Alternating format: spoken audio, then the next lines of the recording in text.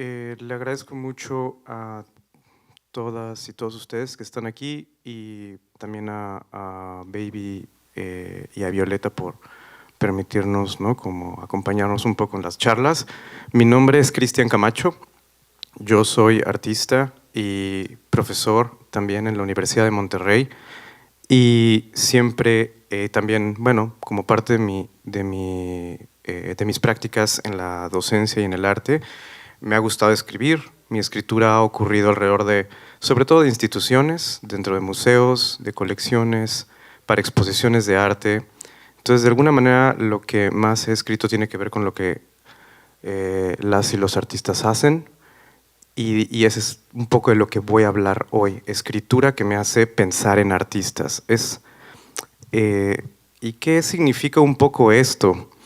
Número uno, es un paseo, pues no muy lineal, ¿no? Es un paseo propio. Voy a mencionar varios textos. Por supuesto, la idea también aquí es algo raro, porque hablar de escritura a mí se me hace muy difícil. Es algo que de entrada hay que decir, parece algo muy sencillo y es como la escritura, y la escritura sobre arte es un terreno realmente extraño. Entonces, estas son mis versiones de las cosas. Quiero hablar sobre la necesidad de escribir sobre artistas y sobre artes, de dónde viene. La escritura que me recuerda que escribir es necesario para pensar ciertas cosas. Yo sí siento que ciertas cosas solo se pueden pensar cuando uno las escribe. Y que esa escritura que es necesaria para pensar ciertas cosas sobre el arte no siempre es del arte, ¿no? Eso es muy interesante también. Esta plática está basada en traducciones, en apropiaciones, entendidos y malentendidos, en uso libre de fuentes en inglés y en español, porque muchos de los textos que me han influido son traducciones de idiomas que yo no hablo, por ejemplo, y eso siempre me ha llamado a mí la atención. Yo no hablo portugués y no hablo francés, y muchas escritoras y escritores en estas provincias de la lengua son en realidad los que luego más me han marcado, ¿no? Yo siento que eso no significa que no haya un rigor o que no haya como una suerte de lógica a lo que estoy diciendo, solo que es otra, ¿no? Sí tengo un compromiso con este tipo de orden que seguro va a parecer un caos. También una disculpa porque mi presentación creo que en comparación con otras va a estar medio horrible. Y también el deseo de que mi propia escritura pueda ofrecerle, o sea, una de las cosas que creo que esta charla me gustaría que comunique un poco es que mi escritura tiene como propósito mucho describir las operaciones que artistas realizan para que otras personas puedan entrarle a su trabajo o a sus ideas de maneras varias, ¿no?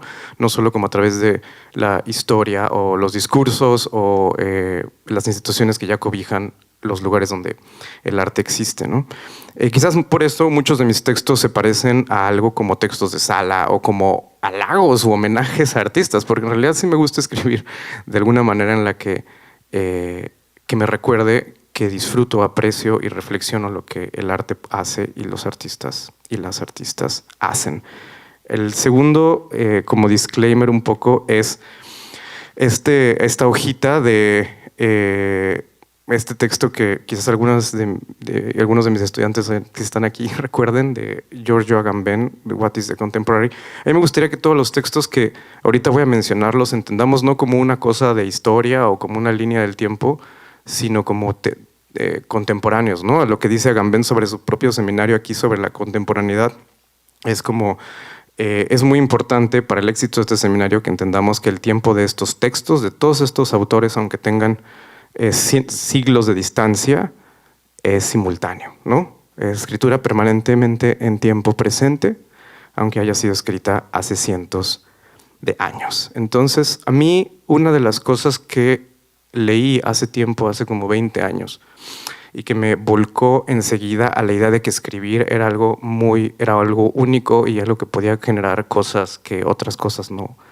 quizás no, fue este texto muy pequeño que es de Fray Bartolomé de las Casas y que yo creo que muchas personas acá ubicarán, fuera del arte, por supuesto, porque es un texto que conocemos, un texto escrito en el siglo XVI, mediados del siglo XVI, que se llama Brevísima relación de la destrucción de las Indias, y que Fray Bartolomé de las Casas lo escribe para leérselo a en ese entonces el príncipe Felipe, que después sería Felipe II, y que es como pues sí, como monarca del Imperio Español en su apogeo.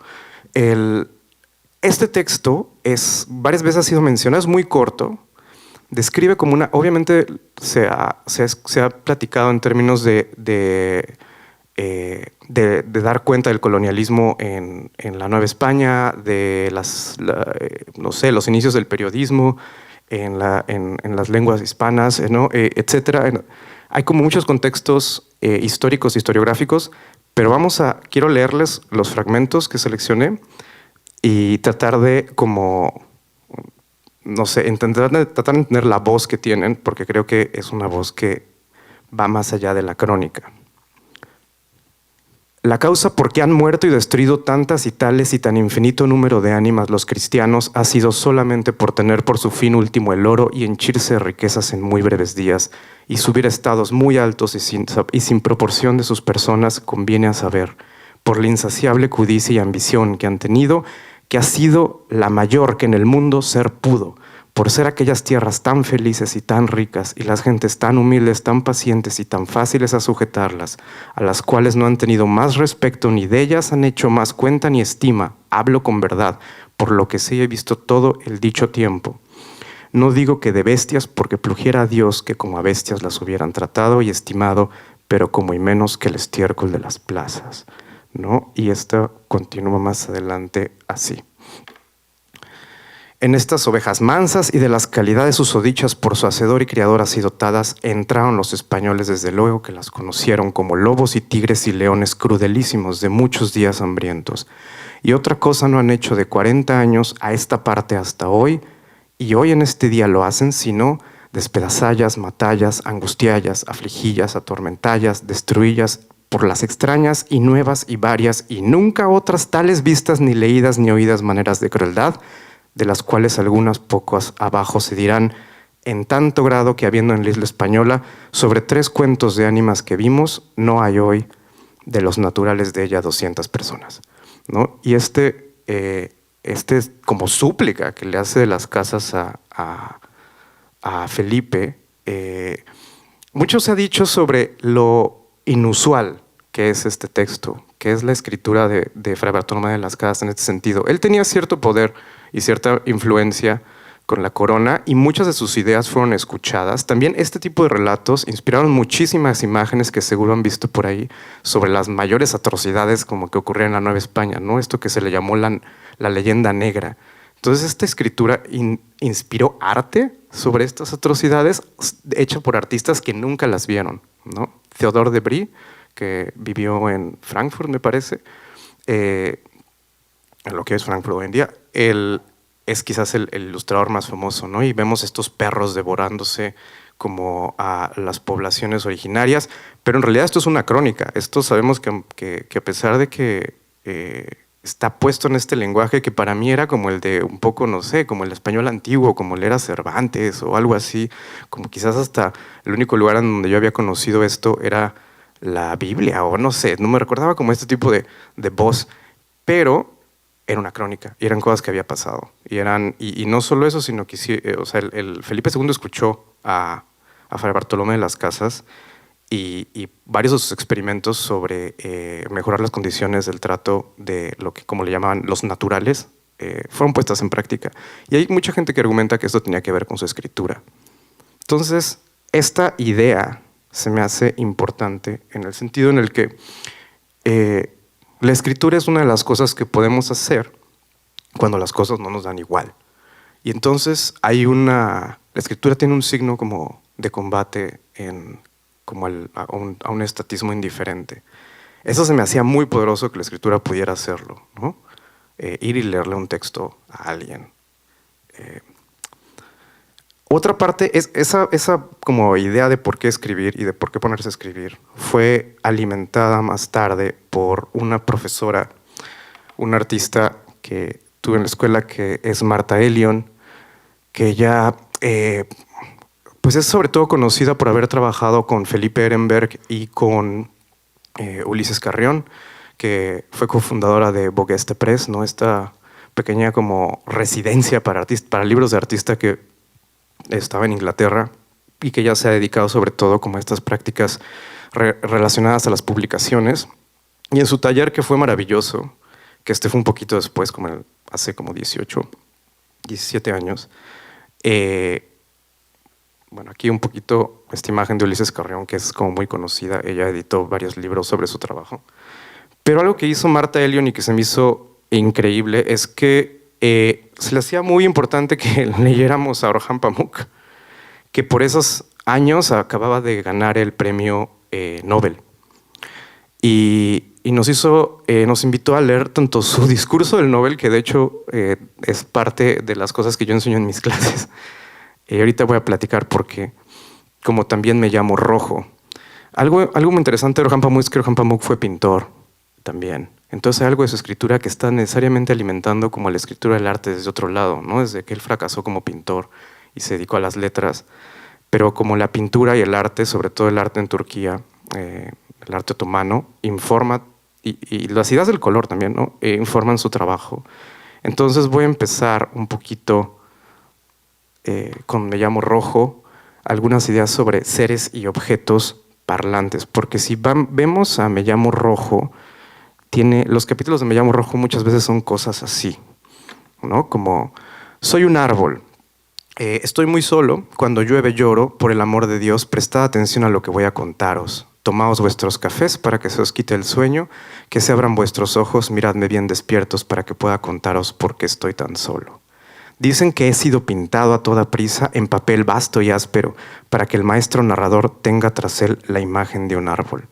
¿No? Es un capitulito al que Pamuk le está dando voz a la pintura de un árbol. Este libro trata sobre el asesinato de un artista, que no sabemos quién es, pero que son varios ilustradores otomanos que tienen favores con el sultán y que eventualmente, y uno es asesinado, ¿no? Y entonces hay como toda esta intriga.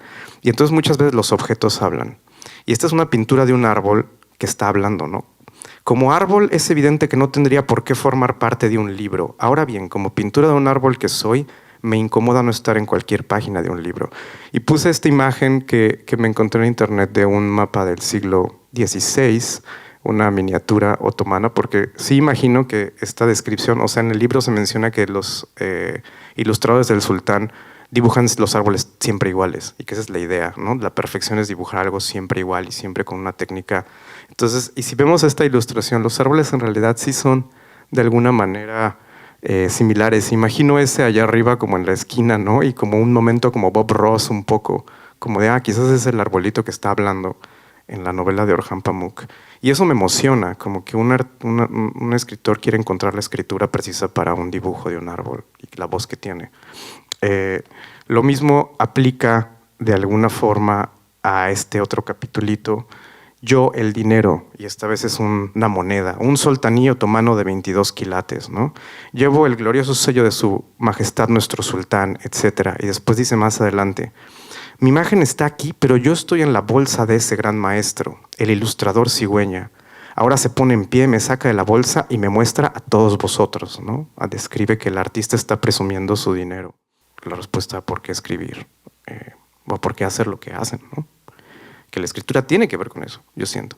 Otra vez, como no te da igual. Entonces, bueno, esta última parte tenía que ver con eso, con los motivos de la escritura. Algo que pasó en mi propia experiencia es que trabajé en un museo que fue el Museo Jumex varios años, entre como 4 años y cachito. Y o sea, yo trabajaba ahí en educación y en programas públicos. Y es muy interesante y también es muy difícil, como la escritura que uno tiene que hacer cuando trabaja en un museo. Y sobre todo como para que las personas entiendan las actividades, entiendan las exposiciones, las fichas, lo que sea, todo lo que uno tiene que estar definiendo, todo lo que las personas quieren es que las personas vayan y participen o se involucren de alguna manera. Y entonces buscamos un lenguaje como de la claridad, pero a veces los artistas no están de acuerdo y entonces hay que como que... Y ocurren estos... como lo que Violeta hablaba, estas estandarizaciones, ¿no? Este tipo de consenso máximo que aplana todo y que hace como que se vuelva un mundo de las cédulas que ya no te dan ganas de leer porque nunca son ni siquiera cercanas a la experiencia divertida de saber de qué rayos trata la pieza si tú no la lees, ¿no? Como dice Sontag, si se vuelve erótica en lugar de hermenéutica. Entonces, trabajar en un museo tenía un challenge de escritura interesante porque todo el tiempo estábamos expuestos a como escritura empaquetada. Pero algo muy interesante es que llevamos a cabo este curso hace ya varios años, 8 años, fue en el 2016, este taller que se llama Taller de Escritura Crítica, que gestionamos Octavio, el curador Octavio Andaño y yo, y con varios invitados. Estuvo Pilar Villela, Tayana, Alfadier Luna, Daniel Montero, Julio García Murillo, Osvaldo Sánchez y ya, ¿no? Y lo más interesante no fue tanto la gente que fue ponente de esto, sino también las personas que participaron en él, que era un grupo increíble de gente que hoy escribe también cosas muy increíbles.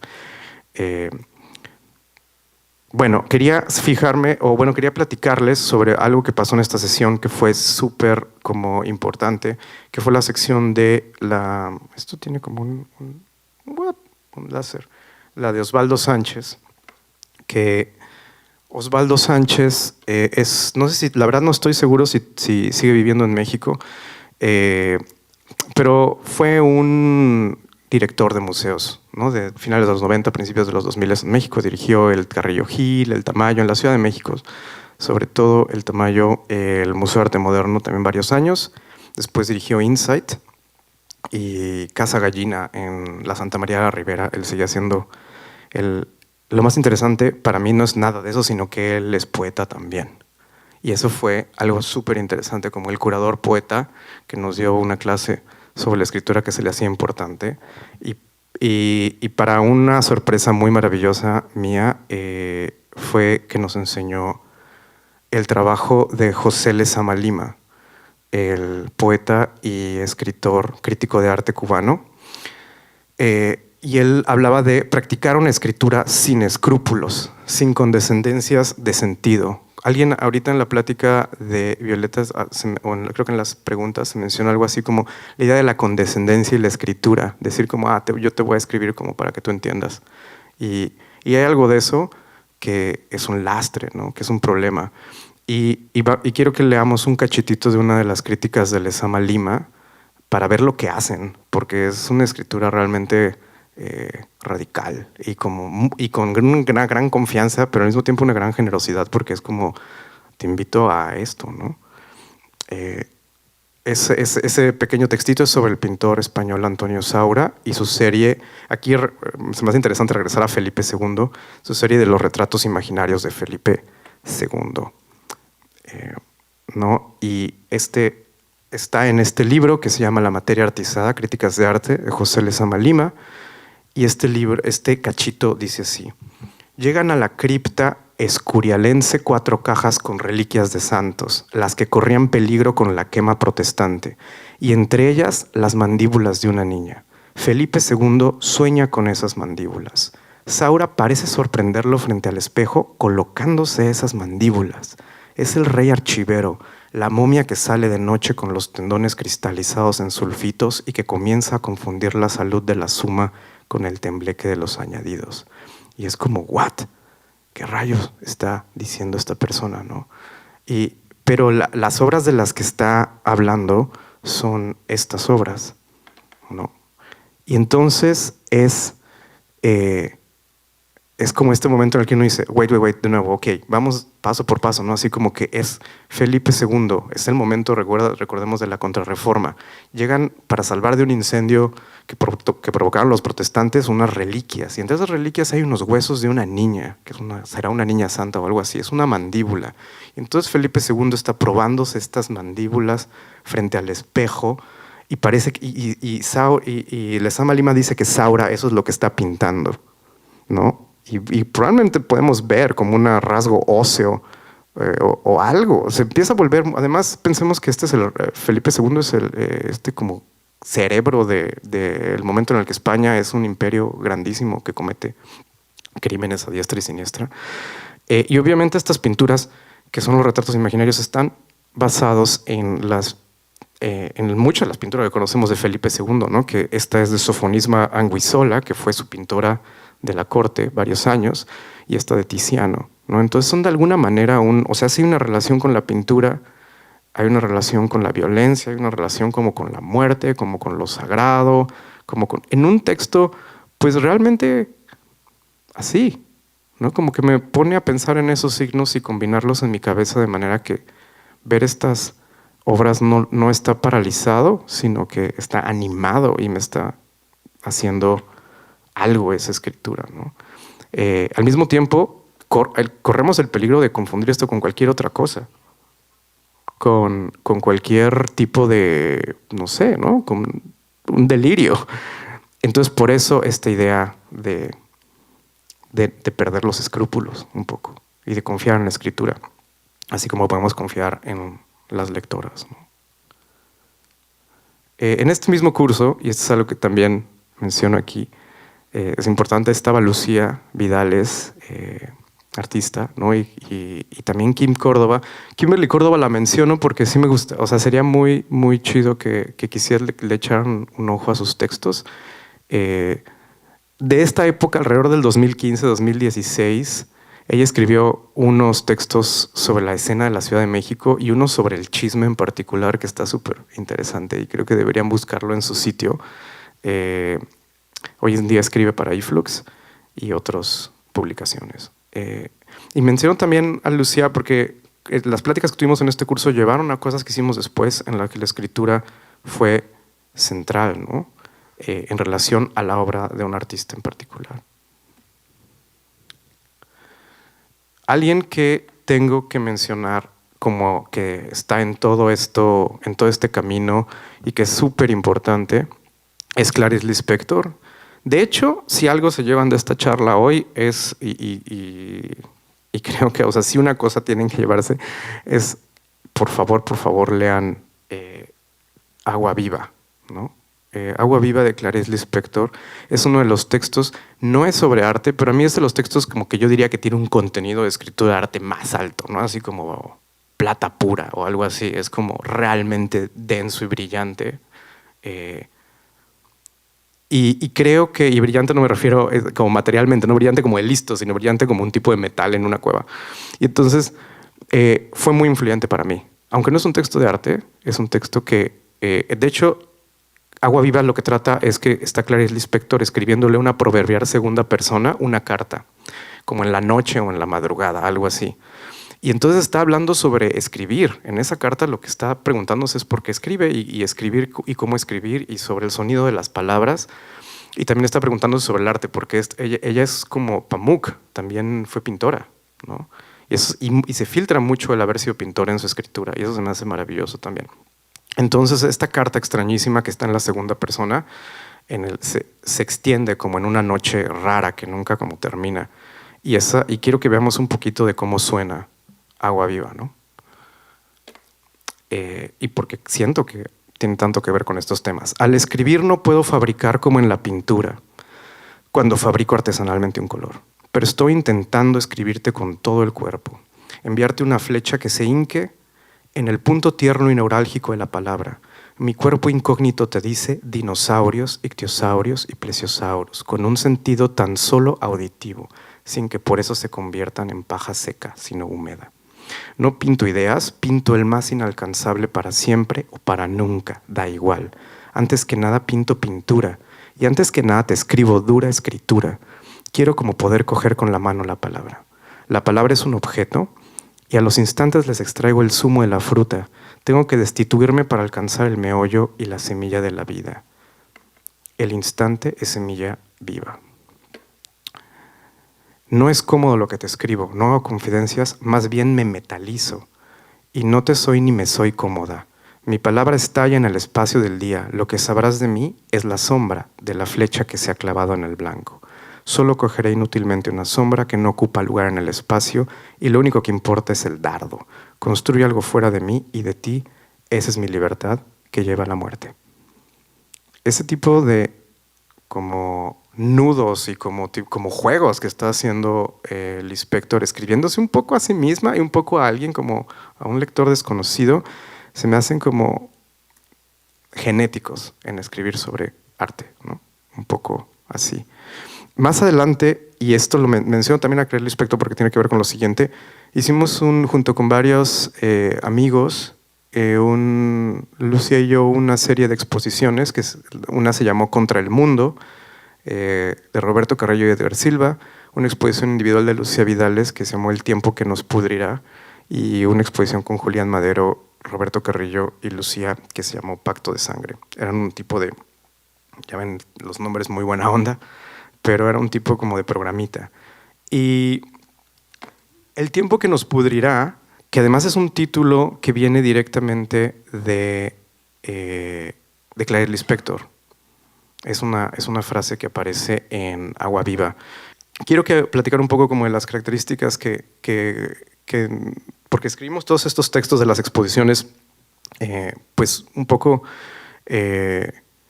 juntos, ¿no? O sea, como una cosa como de adecuar diferente obra que no necesariamente tenía. O sea, hay muchas cosas en la obra de Lucía que podemos encontrar asociativamente como en términos de la pintura, pero hay una cosa del tiempo, ¿no? De hablar de putrefacciones, de cosas cuya narrativa es indeterminada, de pasajes históricos que hablan como de sufrimiento en términos pues sí, de la llaga colonial, ¿no? Las partes de cuerpos de diferentes colores y que todas están relacionadas a diferentes relatos que pues tienen que ver con la Nueva España. Y también estaba esta historia en la exposición como que se llamaba ¿no? Como Los Cazadores de Fantasmas. Es una historia rarísima en donde los humanos son los que cazan o sea, se quieren como deshacer o como devorar a los fantasmas, y hay como esta serie de pinturas que ocupaban como arco, como sonrisa extraña en la exposición. La pintura de Lucía tiene como signo entre como el consuelo y como la tristeza, pero también hay algo de la comedia y algo como de lo muy lúcido y lo muy torpe al mismo tiempo que estos personajes como que compartían. Y entonces escribir un texto que pudiera capturar todas estas cosas sin ir a referencias muy obvias de la pintura y de la historia de la pintura fue lo que yo quería hacer. Y entonces voy a leerles un cachito de ese texto, que es en donde pongo en práctica estas ideas de alguna manera, ¿no? Como esto también de las partes del cuerpo y pues sí, como los seres que vienen de ellas, ¿no? Al platicar con Lucía Vidales sobre pintura surge una conversación sobre el tiempo, no sobre el espacio, ni sobre la imagen, ni sobre la materia, ni sobre la arquitectura, ni sobre los muros o las manos, ni sobre el autor o el observador, sobre el tiempo. Para la imaginación que navega en esta conversación, todo lo anterior está de alguna manera sujeto al dilema temporal, a una fuente inagotable de relatos y de sedimentaciones que acompañan al ojo de la pintura. Es difícil hablar de este tiempo. De él viene un conducto entre cadáveres y apariciones, pero también viene el deseo de tratar al mundo, al arte, como un cuerpo vivo o viviente, a merced de sistemas circulatorios y digestivos. En este tiempo están presente el instante más cruel y la única forma de consuelo, la vía de la erosión y de la acumulación, el origen de historias sobre humanos hambrientos de fantasmas y sobre la guerra entre todas las partes de todos los cuerpos, ¿no? Voy a saltarme al último párrafo. Esta pintura deambula como deambularía un amistoso ectoplasma, como un humor mortuorio multiforme, capaz de vincular al pasado con el futuro. Sus fantasmas son los de una historia personal de la pintura, partes de una imaginación desaparecida, invisible o todavía pendiente, concebida profundamente en la primera persona.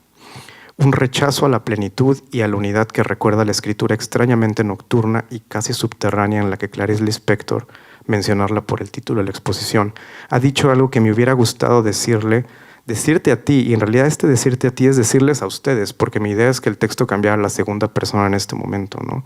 Algo que me hubiera gustado decirles a ustedes en este instante, y es que todo está cargado de sueño cuando pinto una gruta o te escribo sobre ella, que de fuera viene el tropel de decenas de caballos sueltos golpeando con sus cascos secos las tinieblas, y que sin ninguna alternativa aquí estamos, la gruta y yo y ustedes, en el tiempo que nos pudrirá, ¿no? Esta cosa en donde, la pintura, el tiempo que emana de la pintura de Lucía es un tiempo que es el tiempo de todo el mundo, el tiempo que nos está pudriendo. Y ese era un poco lo que yo quería hacer con este texto. Algo que pasó más adelante, también, y eso es bien importante porque creo que hoy en día no se habla mucho de la influencia de William Burroughs en la escritura de hoy, del arte como del siglo XXI, porque ahorita ya hablamos mucho de October, de Benjamin Buglow, ¿no? De estas herencias muy pesadas y muy duras del siglo XX, que ya han encontrado, creo, su no sé, su justo fin, y quizás.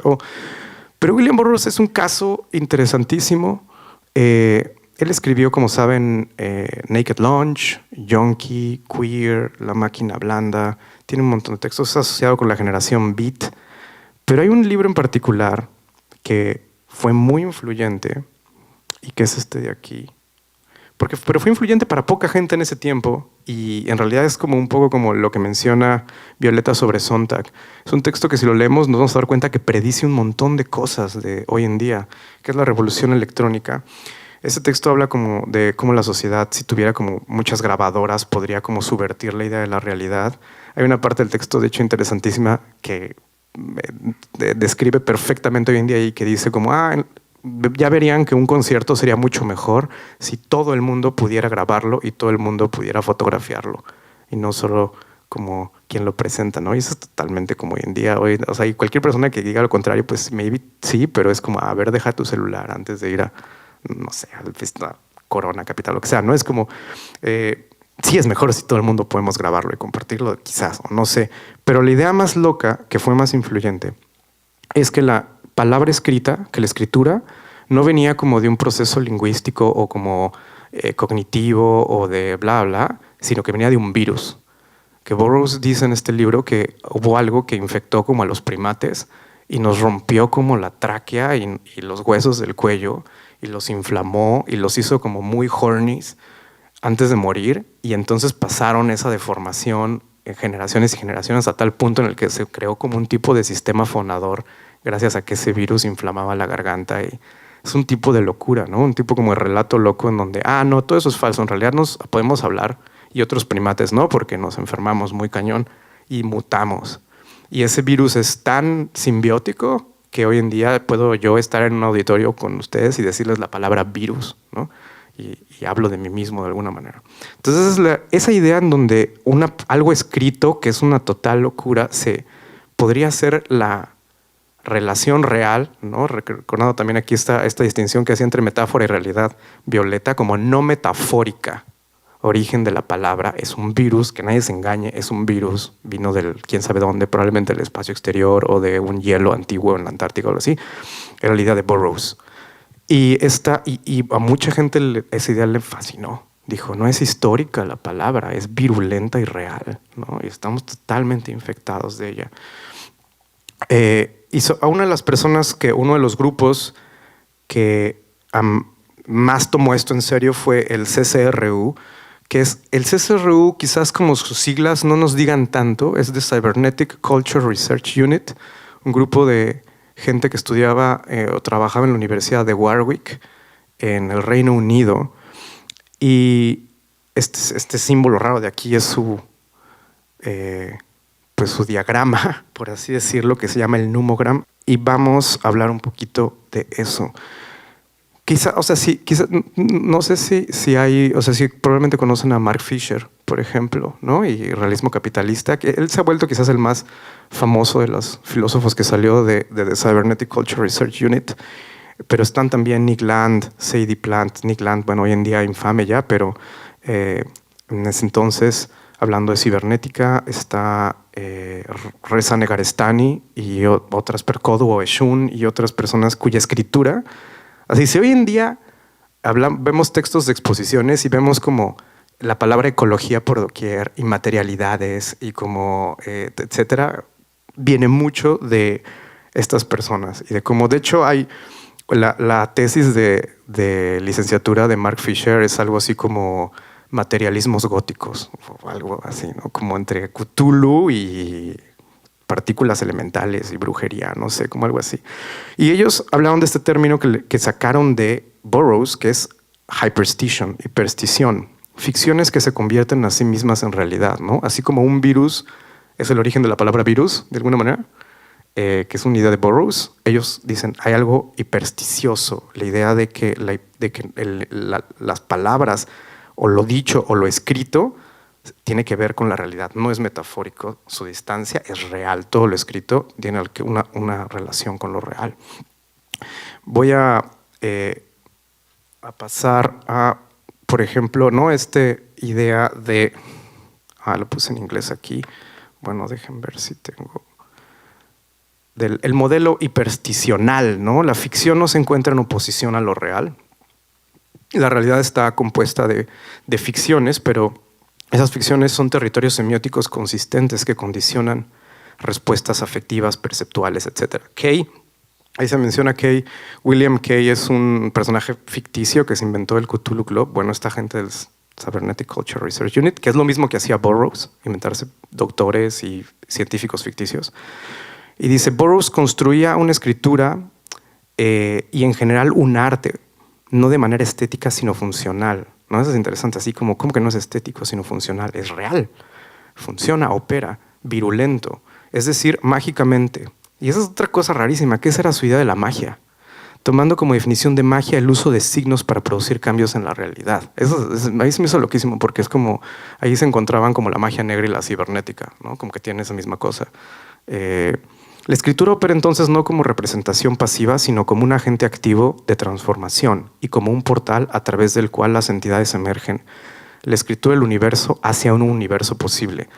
En este verano fui al MUAC, allá en la Ciudad de México, y vi la exposición de Úrsula Biman. Y, por ejemplo, hay un texto que el texto está escrito con una tinta que posee rastros genéticos de no sé qué plantas que estaban en el Amazonas, ¿no? Y eso es arte que ya está un poco dateado, ¿no? Como el 2013, 2014.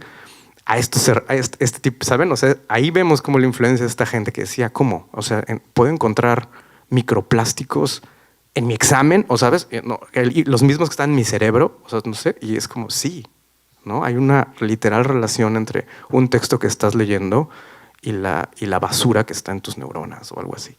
Entonces, por supuesto, esto tiene implicaciones ecológicas, económicas, computacionales, etcétera, etcétera. Y la escritura que viene, pero es muy importante que la escritura que viene de aquí es de estos weirdos locos que leyeron muy bien a Burroughs, ¿no? Otras personas que leyeron muy bien a Burroughs y que vinieron del mundo del arte son General Idea, que General Idea hizo esta exposición cuando yo trabajaba en el Museo Jumex. Y ahí me encantó porque ellos entendieron esta idea como de la ficción que se crea a sí misma como una realidad de la publicidad, ¿no? Como vamos a hacer publicidad para hacer que una ficción se escriba como realidad. Y en esta época en donde está como golpeando la epidemia del VIH en Nueva York, bueno, en realidad en todo Estados Unidos, pero de hecho dos de ellos perecen en el 94, ellos toman por ejemplo, el Love de Robert Indiana y lo transforman en AIDS, ¿no? Y como idea que había tenido que ver con la identidad del Museo de Arte Moderno en los 60 y con el arte pop y bla, ellos lo convierten en una campaña como de visibilidad de la pandemia del SIDA, que obviamente mucha gente estuvo en desacuerdo también con que ellos hicieran ese tipo de cosas. Después se apropian de espacios publicitarios, se roban la imagen de Absolute. Y toda esta pieza se llama The Image Virus, ¿no? La idea de que transformar la realidad también tiene que ver con virus.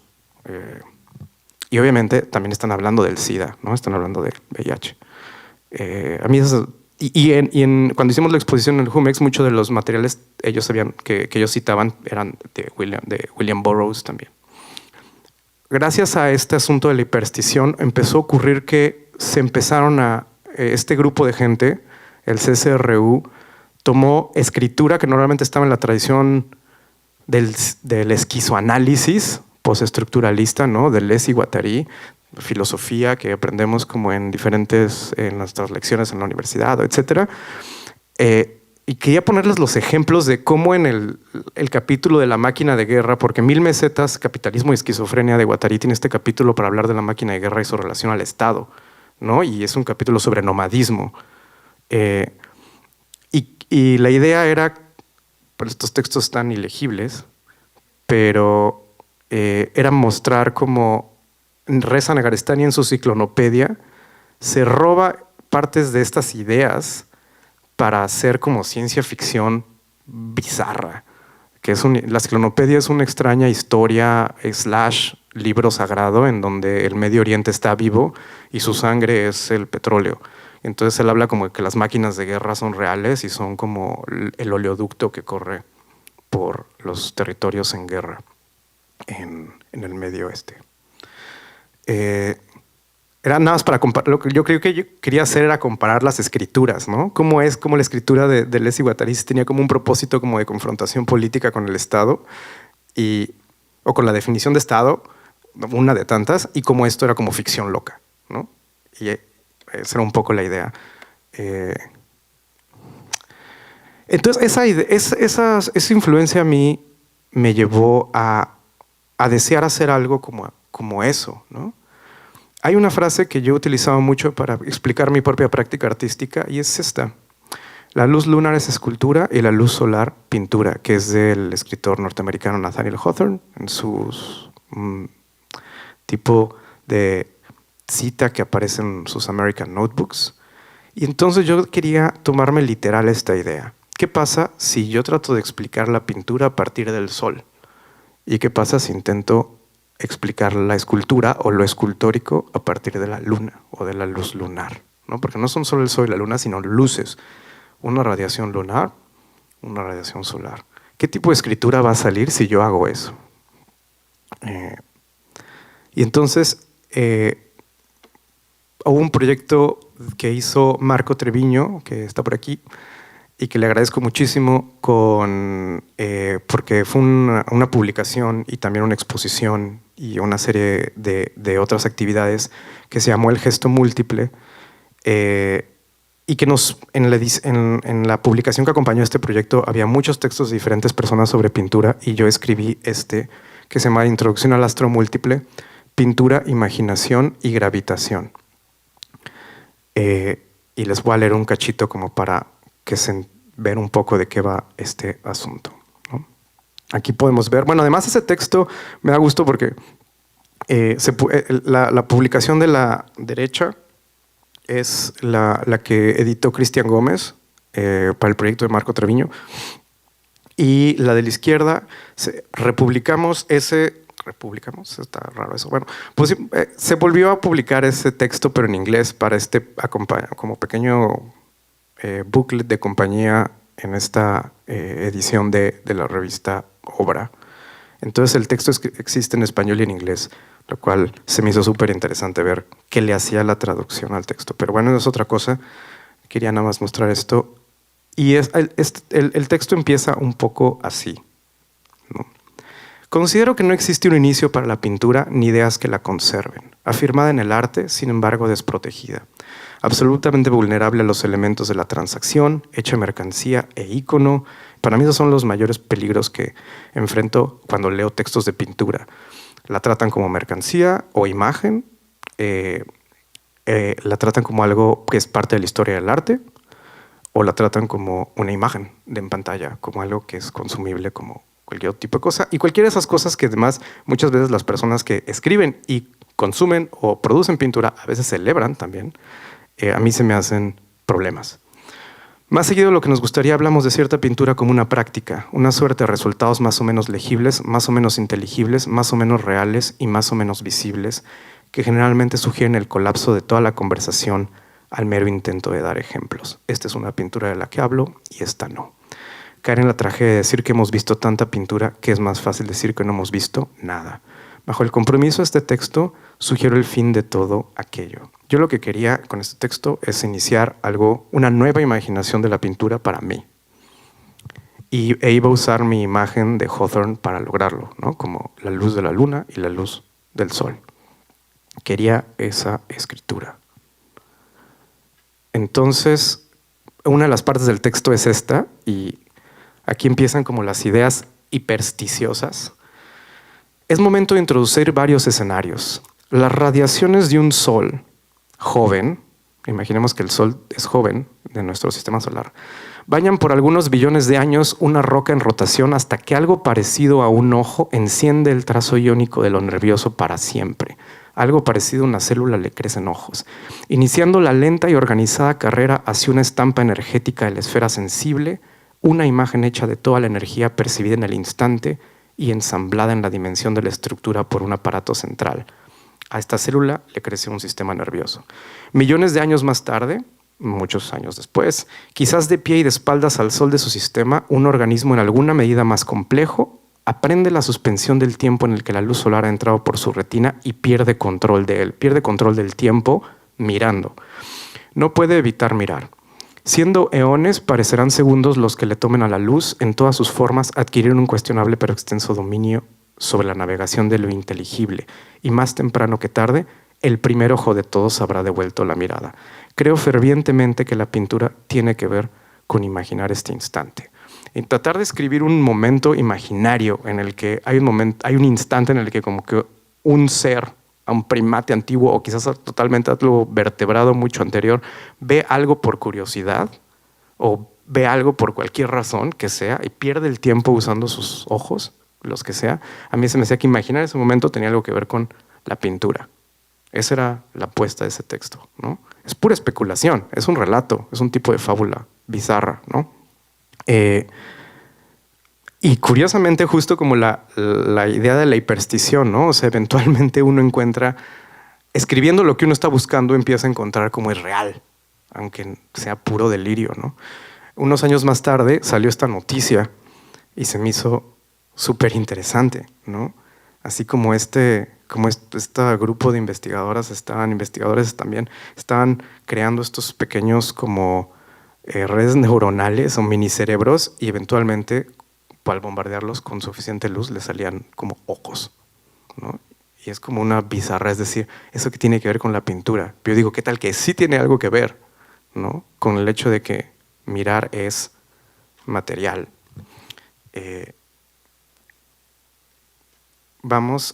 Y voy a mencionar como estas partes donde el sol entra un poco o la escritura de lo solar entra un poco en juego. Lo solar nos ha brindado a su vez de un sentido cuya inhabitabilidad ha de tornarse en violencia, la organización de la plenitud, la piel de una esfera continua y radiante, robusta, cegadora, oro líquido, una entidad con la que el diálogo es difícil, casi inexistente y de altísimos costos. Ahí viene como la idea de mirar al sol y quedarse ciego, ¿no? Lo solar es esta cosa como dorada, como incandescente, remota, imposible, cruel. Además cruel, ahorita voy a decir por qué. En la meditación de esta distancia, la puerta queda abierta para otras formas solares de vida y muerte. Hay poco que resta por contar sobre el resultado de la conocida competencia entre Apolo y Marcias, una contienda arbitrada por las musas que se llevó a cabo entre una deidad y un sátiro, para determinar el esplendor mayor del arte de la música y por la que Marcias fue desollado vivo a petición del dios Sol, ¿no?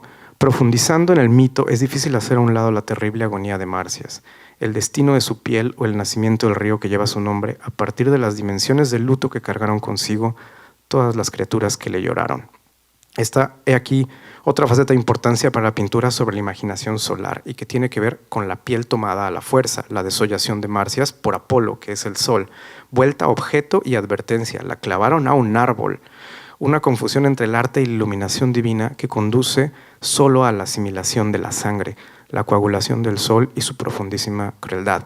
O sea, si podemos agarrar estas imágenes y hacer una lectura de los mitos que queramos y vamos a encontrar una relación entre la sangre y el sol, aunque sea inventada, ¿saben? Y si tomamos esa lámpara para mirar los signos, los vamos a empezar a encontrar. Se vuelve hipersticioso ese gesto. Y un poco yo es lo que quería decir como voy a encontrar la violencia del sol en la historia de la pintura también, ¿no? Y por supuesto, lo que estoy mencionando aquí está Tiziano, el desollamiento de Marcias, esta pintura brutal, ¿no? En donde pues está como Marcias vivo siendo desollado, ahí hay un perrito como comiéndose su sangre, pero esta idea de algo pleno, algo totalmente ocupado, algo totalmente atendido, lleno de signos, como una ventana abierta, justo en donde entra el sol, también me sirve para leer, por ejemplo, obras como la de George O'Keeffe. Y entonces digo, a eso me refiero con que una pintura la estoy leyendo solarmente, o eso es lo que quiero, porque ni siquiera sé si esa idea sirve de algo, pero sirve para escribir de arte, ¿no? Y vamos a hablar de lo lunar ahora. Y ya con esto estoy cerrando. Para Maurice Blanchot, la caída de la noche otorga un lugar muy particular desde el cual observar ciertos problemas del arte, que se torna inevitable cuando se aparece la noche. Maurice Blanchot tenía una respuesta a esa pregunta y es la escritura. Cuando cae la noche, lo que es inevitable es escribir. ¿Qué ha de ponerse en juego en el arte que en la vida solo puede arriesgarse de manera nocturna? Ahí sí cada quien sabrá cómo usa sus noches. No es fácil detectar la posición de la noche dentro de la estrella que le da origen. Requiere de agentes y elementos. A diferencia del signo solar, el lunar no bebe de la plenitud, sino de la aparición, y tal como la noche, de la caída. Es interesante especular qué tanto hemos asumido sobre nuestra relación al sistema solar al momento de leer la premisa de Hawthorne, sobre el traslado, la aceleración y el vacío que se contraponen y acompañan a la vida del ojo bajo la atmósfera terrestre, en donde todas las cosas parecieran caer de la misma manera, la idea de gravedad. En este sentido, una de las propiedades más interesantes del signo lunar de esta proposición es la interrupción, o mejor dicho, recalibración de las fuerzas inherentes al segundo segmento, el cambio de tiempo necesario para reconocer una transformación radical de grado en la imaginación de la luz. Una nueva imaginación de la pintura con una nueva imaginación de la luz. Con la retirada de la plenitud se suspenden las distancias inmediatas entre la mirada y la presencia que ésta persigue. No hay plenitud, la mirada se está empezando a buscar nuevas cosas, conservando la energía a través de otras imaginaciones que en mayor o menor medida desconfían de la diligencia del ojo abierto en su totalidad. Pestañeamos en la luz lunar. De esta manera, lo lunar introduce como escultura, pero también como escultura para la pintura, un tejido de regiones indiscernibles en cuya bruma seremos capaces de advertir los componentes de nuevos márgenes insurgentes a la radiación solar. ¿Qué voy a ver en la noche? ¿Qué ocurre en la caída de la noche? Soy consciente de que las estrellas no son para siempre, ¿no? Insurgentes a la radiación solar, la muerte de las estrellas, el interior del cuerpo, ¿no? Es otra idea de sombra, lo que está dentro del cuerpo y que entonces la luz del sol no puede tocar. Es decir, Apolo no es la sangre que nunca derramó Apolo. O la sombra que vive entre el piso y el pie, un tipo de sombra que lleva a todos lados aunque haya sol, ¿no? Esos momentos son insurgentes a lo solar, de alguna manera, son lunares. Estas posiciones son esenciales para la imaginación de la escultura que propongo. Una que bajo la organización de la radiación lunar se despliega como una titilante ensamble de expectativas o sistema de pausas. Entonces de ahí sale un concepto que me sirve. La pintura que nutre a la imaginación lunar convoca un sistema de pausas. Y eso puede ser totalmente subjetivo u objetivo, como queramos verlo. Yo puse aquí estas dos pinturas, una de Berthe Morisot, ¿no? Como idea de, además algo que, escultura para la pintura, ¿no? Algo muy interesante de esta idea de un sistema de pausas. El impresionismo hizo muy consciente al arte de que estaba trabajando sobre un objeto, ¿no? Que estaba diferentes formas del impresionismo, ¿no? La juxtaposición del color hace consciente como de la óptica del ojo y la presencia de ciertos de materia de fondo que no es lo pintado hace evidente la idea de un cuadro también, o la idea de un trabajo artístico que tiene un soporte. Y aquí puse a Thomas Abts por la relación que yo siento que obviamente la frase de Hawthorne puede tener con lo escultórico y que la pintura de Thomas Abts tiene una relación con un tipo de volumen o tridimensionalidad falsa, ¿no? Y en realidad con estos ejemplos de qué tipo de escritura a mí me interesa y cómo la he perseguido, y eso lo utilizo para pensar en lo que hace cualquier artista que me interese. O sea, sí lo paso como por esos filtros y trato de ver si puedo agotar primero estas circunstancias antes de irme como al hermenéutico, ¿no? Porque sí hay una cosa como... Es esa cosa que luego muchas veces lo he escuchado como escritoras y escritores que dicen, si te tardas demasiado tiempo pensando, empiezas a mentir. Y hay como una circunstancia similar para mí con escribir de arte, ¿no? Y como con el asunto histórico y político de la escritura y la descripción artística, en donde la claridad es solo una de las alternativas, ¿no? Si hay como, no sé, a mí me cuesta mucho trabajo, luego últimamente hay como diálogos de pintura, ¿no? Y hay muchos textos escritos en contra y en favor, y en contra y en favor de esto y esta exposición de pintura, y me cuesta mucho trabajo ponerme al lado de alguien, porque sí hay como no sé, como un deseo de que hay lados, y que la escritura tenga lados es algo bien raro para mí, o que sí, o no sé. Pero bueno, o sea, supongo que son, también hay algo estilístico, ¿no? Y un poco a lo que voy es que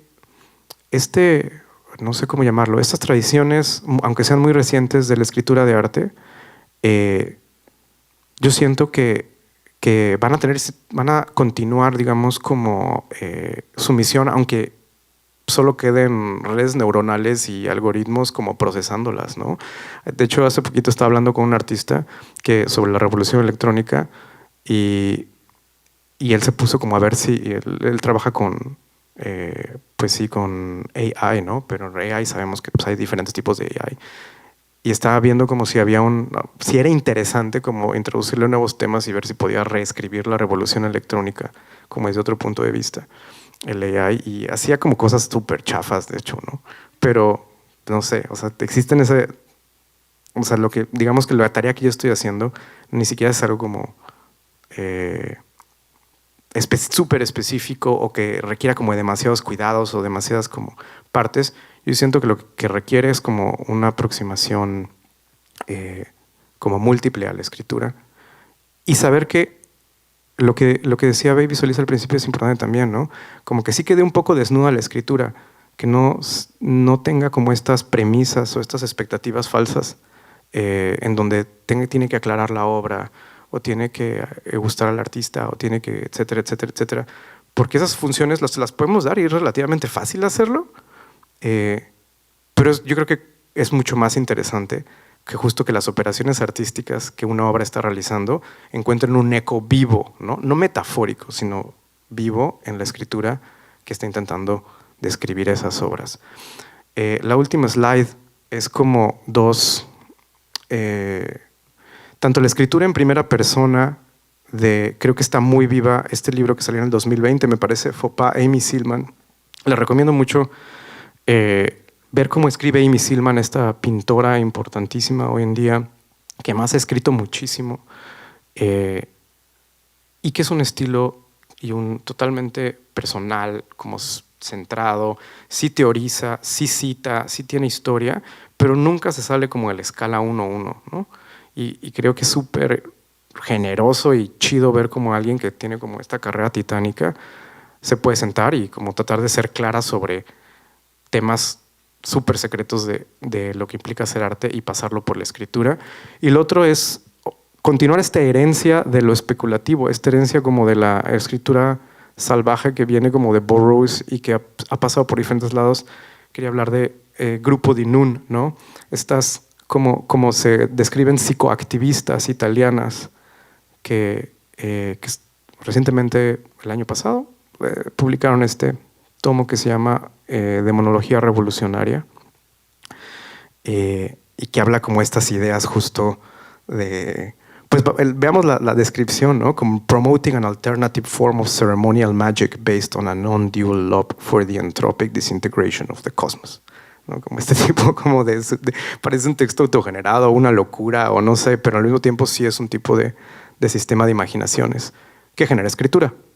Y quizás eso es lo más importante para mí, encontrar ese tipo de cosas. Muchas gracias.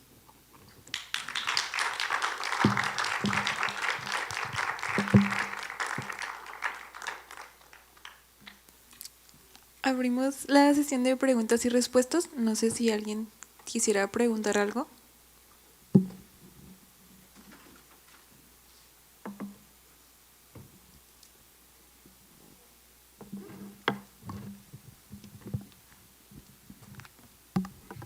Hola, me queda la duda a qué te refieres con un eco vivo. Entiendo lo del eco metafórico, pero como que no entiendo muy bien lo del eco vivo.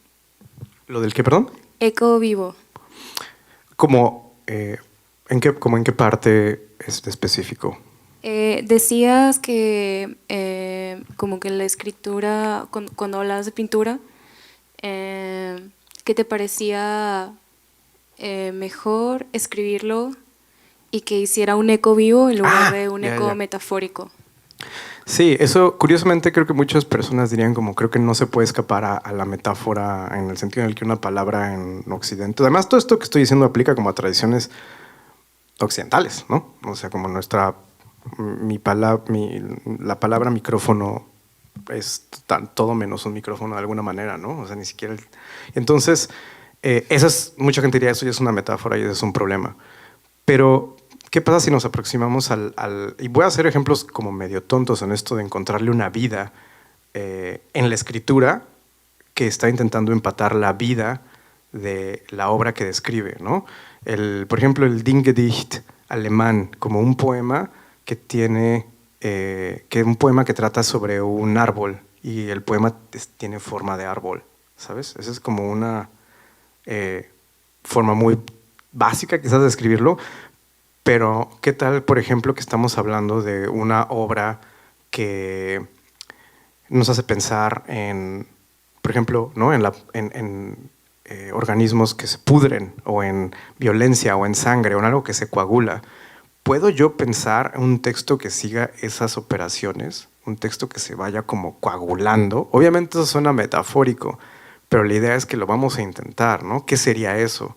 Como un texto que va a empezar como hablando como de algo muy fluido y que va a llegar a una conclusión muy dura, o al revés, ¿no? O voy a hacer, no sé, para hablar de la palabra ecología en la obra de alguien, voy a empezar con un texto muy específico sobre los lactobacilos en el Yakult, o voy a meterme en, no sé, la estructura del cristal de grafito y encontrar la escritura que la describe para aproximarme a la obra, al dibujo de alguien, no sé. Es como un tipo de... O sea, el esfuerzo de hacer eso es lo que está vivo, esa es mi idea, ¿no? Crea una imaginación que está como encendiendo u operando las operaciones de la obra, y no solo como cristalizándolas en una metáfora generalizada, ¿no? Que de hecho el texto que mencionan contra la interpretación de Sontag es justo en contra de eso, de lo que está, ¿no? Así como decimos, no, todos los personajes de Kafka son su padre, o no sé, algo así, ¿no? Gracias. Hola. Bueno, hablaste un poco de lo que es escribir sobre arte. Creo que son distintas las dinámicas que hay cuando se habla de arte como en la teoría y el texto sobre arte como en el espacio expositivo, ¿no? Me preguntaba qué piensas sobre las dinámicas o el protagonismo que puede tener el texto acompañado de obras de arte o en una exposición, como hay una suerte de alianza que se tiene que hacer entre el texto y la obra expuesta. Quizás el público general pienso que toma el texto como la lectura en lugar de quizás un acompañamiento o incluso como una pieza más, ¿no? ¿Tú qué piensas sobre eso? Creo que sí es súper importante tu observación de hacer una diferencia entre la escritura y la lectura de una misma cosa, ¿no? Es muy asimétrico lo que ocurre en el esfuerzo que pone un equipo curatorial para escribir las fichas de una exposición y lo que ocurre cuando el público se vuelve lector de este texto, ¿no? Y entonces ahí empiezan a ocurrir diferentes expectativas, y creo que eso sí es, en ese sentido, y por la experiencia que tuve trabajando o que he tenido trabajando en espacios en donde la lectura del público es lo que condiciona la escritura, sí hay como una bandera ahí una responsabilidad o una ética que es como de alguna manera metálica, ¿no? O sea, creo que esa es la primera molécula de la escritura allí, como la legibilidad, como, o sea, como cualquier otra cosa que juegue con eso, se va a entender o como otra obra de arte o como una traición a esa generosidad, ¿no? Como algo sospechoso. De hecho, por más que he conocido artistas así como que sus obras son algo realmente críptico e incomprensible, como para cualquiera que no haya no entrado en sus procesos. Bueno, quizás estoy exagerando, pero o sea, si usamos esas mismas estrategias, ¿no? Esas mismas operaciones en su cédula, por ejemplo, está mal, ¿no? Es como no hay que explicar que esto de aquí es un robot que se mete aquí y que es acá y que este sistema. Y hay que dejarlo muy, muy, muy claro, ¿no? Que no haya como... Entonces, sí hay una O sea, pues de hecho Marco Treviño tiene una pieza que hizo con Piedra de Ediciones que de hecho creo que la traigo. Sí, la traje. No, porque ¿qué es esta de aquí? Texto de muro. Es una set de 48 cédulas, 500 copias. Que es sobre la escritura de las cédulas y los textos de sala y es algo muy maravilloso porque es un poco una traición a eso, o sea, como un tipo de declaraciones personales. No sé si la estoy describiendo bien, Marco, perdón, pero a mí me encanta ese tipo de humor, ¿no? Pero si lo vemos en un museo se vuelve un problema automáticamente. O sea, es como hay una misión ahí de la claridad y como que esa escritura es chistoso, sí tiene su chiste. Habiendo escrito muchas de esas cédulas en mi vida, uno intenta, o sea, es como a todo se acostumbra uno, pero sí es como uno encuentra también la justa medida de expresarse a través de ese hueco. Es literal, ¿no? Como si esto fuera un hoyito y tuvieras que caber en ese hoyito, en la U, y por ahí cabes. Gracias.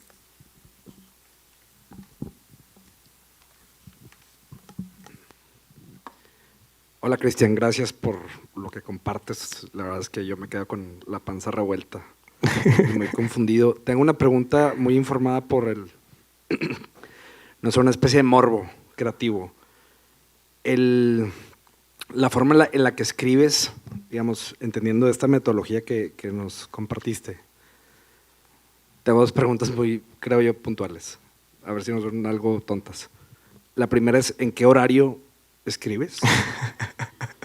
Y la segunda es, ¿cómo es tu relación de tiempo? O sea, ¿cuánto te tardas o cómo estableces esa relación con el tiempo en base a lo que platicaste de la palabra y el significado que tiene para ti? Me gustan mucho las preguntas porque creo que en eso sí el inspector me traumó para siempre. Y sí, definitivamente yo escribo de noche. Y entre más como twilight y mejor, ¿no? Así como los umbrales, ¿no? Así antes de que amanezca, ya tengo que terminar el texto. Y antes de, ¿no? O sea, sí es una cosa como medio ridícula de lo mucho que el día me impide escribir. Pero es serio, la verdad es verdad. O sea, si estaría mintiendo si dijera, no, puedo escribir a cualquier hora como todo el mundo. No, claro que no, sí es como nocturna la escritura para mí. Y la otra, sobre los tiempos, eso es muy chistoso porque en todo, no solo en mi escritura, creo que en mi trabajo como artista y mi trabajo como docente también, a mí me cuesta mucho trabajo mantener la estabilidad de el uso del tiempo. O sea, como que a veces para conseguir un resultado que parece muy similar, así como 3 párrafos de un textito, a veces eso es una tarde y a veces neta sí son así como 3 semanas, una por párrafo o sea, sí me gustaría decirte como, no, así le hago y así queda. Hay veces que no, y no, y no. Y de hecho es yo tengo como esa relación con la escritura que es muy, muy como en signo negativo. La mayoría de cosas que he escrito no están publicadas en ningún lado y son como pura caos, ¿no? O sea, como que digo, seguro aquí tengo como mi publicación finalmente. Y leo y es como, wow, estos son como 1000 años de escarbar en la basura, ¿no? Y entonces el tiempo se vuelve como una cosa que termino usando para otras cosas. O sea, eso es también algo medio triste, supongo, que la escritura tiene como una demanda muy rara en sí misma. Sí me gustaría como que hubiera un tiempo claro en donde ese es mi trabajo y tengo mis deadlines y etcétera. Y bueno, sí lo hay a veces, pero muchas veces es como, no, pues en qué momento la escritura va a crecer por sí sola. Y parece que no es así, ¿no? O sea, que sí es una disciplina cañona, como ir al gym o una cosa. Y por eso hay gyms de 24 horas, donde hay gente loca que va como a las 3 de la mañana o no sé, ¿no? Perdón si ofendí a alguien, ¿no?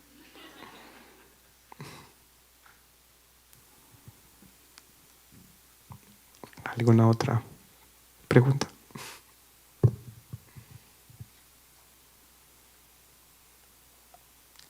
Bueno, pues con esto damos por concluido nuestras ponencias sobre arte y crítica. Les agradecemos mucho su presencia y esperamos que pasen una muy buena noche. Gracias.